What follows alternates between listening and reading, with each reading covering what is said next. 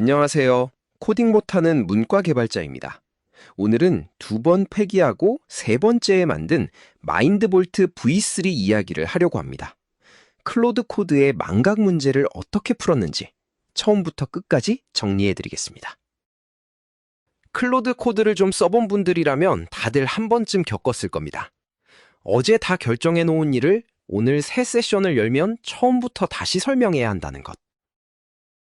새 세션이 열리면 사라지는 게 세 가지입니다. 첫째, 어제 내린 결정들. 둘째, 만들어둔 CLI나 스크립트 위치. 셋째, 진행 중인 프로젝트의 현재 상태. 매 세션마다 이걸 다시 설명하는 게 진짜 큰 비용입니다. 그래서 V1을 만들었습니다. 이름은 마인드볼트. 올해 4월 14일에 GitHub에 올렸던 첫 시도였는데요. 결과부터 말씀드리면 컨셉 자체가 잘못된 시도였습니다. V1이 틀린 이유는 세 가지였습니다. 첫째, 카파시의 LLM 위키 패턴을 잘못 이해해서 LLM이 정제하고 합성하는 핵심 단계 없이 그냥 코드 구조만 뽑아냈고요. 둘째, 사용자가 직접 자료를 넣어줘야 인덱스가 의미를 가졌습니다. 셋째, 세션이 무엇을 학습했는지 자동으로 추출하는 메커니즘 자체가 없었어요. 한 줄로 정리하면 V1은 잘못된 컨셉으로 시작한 첫 시도였습니다. 깔끔하게 폐기 결정을 내렸고 다시 처음부터 설계하기로 했습니다. 두 번째 시도에선 원칙을 통째로 뒤집기로 했습니다. V1의 가정을 하나하나 다 반대로 만들어보자 라는 결심이었습니다. 왼쪽이 V1의 가정이고 오른쪽이 V3가 뒤집은 결과입니다. LLM 없는 AST 위키는 젬마가 실제로 정제하고 합성하는 구조로 사용자가 직접 자료를 넣어야 했던 부분은 훅이 세션 종료마다 자동 추출하는 방식으로, 그리고 별도 도구로 의식해야 했던 사용 흐름은 클로드 코드 훅 안으로 통째로 통합했습니다. 이 패턴의 이론적 근거는 안드레이 카파시의 LLM 위키 글에서 왔습니다. 매 쿼리마다 원문을 LLM에 던지지 말고 LLM을 한번 컴파일러처럼 써서 정제한 결과를 작은 메모리로 축적해라. 다음부터는 정제본만 조회하면 된다. 기존 RAG 패턴은 매번 외부 문서를 검색해서 그대로 컨텍스트에 붙입니다. 매번 비용이 들고 매번 같은 노이즈가 끼고 매번 같은 추론을 반복하죠. LLM 에즈 컴파일러 패턴은 정반대입니다. 세션 끝에서 한 번 정제하고 다음부턴 정제본만 조회합니다. 그래서 만들어진 게 4개 층 메모리 파이프라인입니다.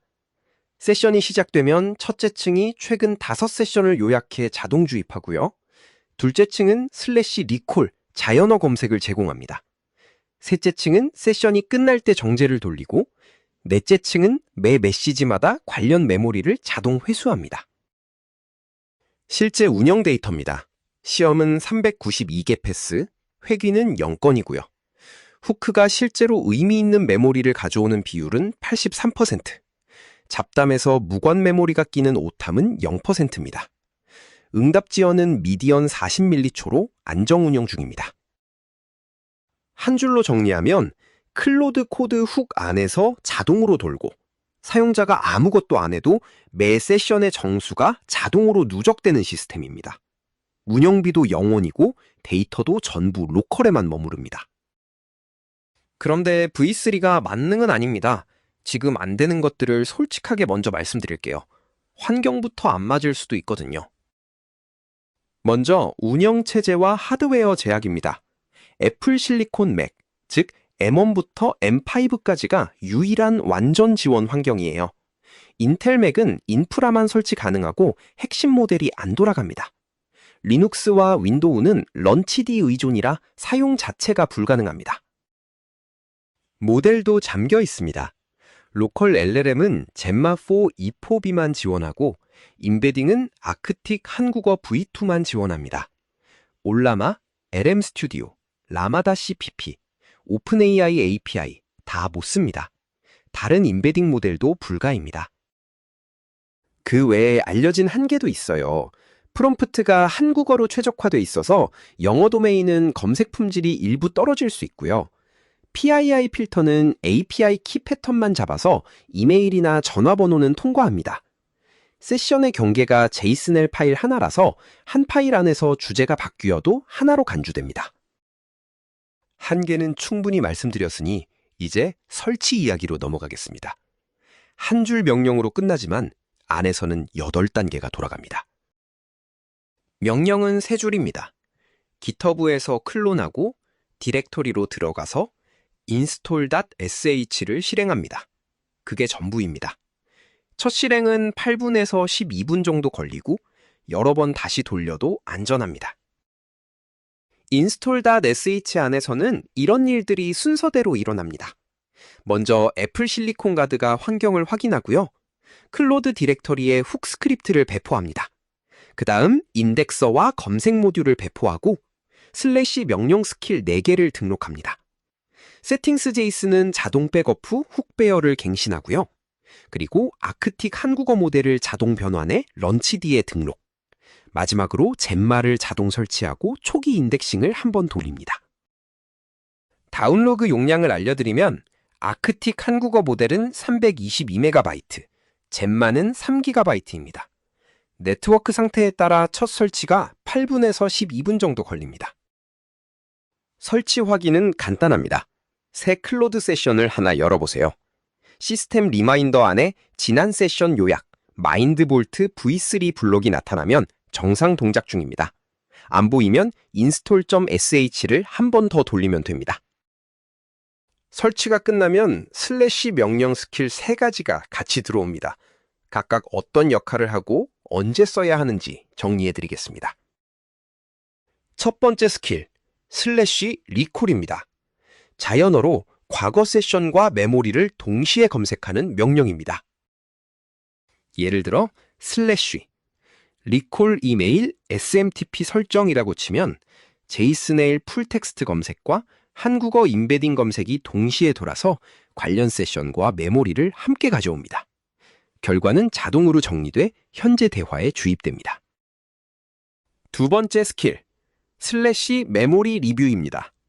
세션 종류마다 젬마가 자동 추출한 연구 메모리 후보들을 사용자가 직접 검토하는 게이트입니다. 응답 명령어는 4가지입니다. Y는 승인, N은 폐기, E는 편집 후 승인, S는 건너뛰기입니다. 항목 번호와 조합해서 한 번에 여러 개를 처리할 수 있어요. 예를 들어 1번 Y, 2번 N, 3번 이라고 입력하면 1번은 승인, 2번은 폐기, 3번은 편집 후 승인이 동시에 처리됩니다. 세 번째 스킬, 슬래시 클로즈 세션입니다. 짧게 슬래시 CS로도 호출할 수 있고요. 자동 훅이 약한 내러티브 회고를 메인 클로드가 직접 정리합니다. 슬래시 CS를 호출하면 9단계로 처리됩니다. 메모리 슬롯을 결정하고 5개 카테고리로 회고를 추출, 토픽 파일을 매칭, 신규 파일 작성, 민감 정보 가드, 어토믹 락 안에서 memory.md를 갱신하고 마지막에 요약을 보고합니다. 추출이 0건이면 그냥 종료합니다. 슬래시 CS는 언제 써야 하고 언제 쓰지 말아야 할까요? 왼쪽이 써야 할 때입니다. 큰 마일스톤 완료, 사용자 결정이 여러 번 발생한 세션, 큰 마이그레이션 후. 오른쪽은 쓰지 말아야 할 때예요. 짧은 잡담 세션, 자동 훅이 이미 프로시저럴을 충분히 잡은 경우, 큰 결정 없는 점검 세션. 마지막으로 하나만 강조하고 싶어요. 추출 0건이면 그냥 종료하세요.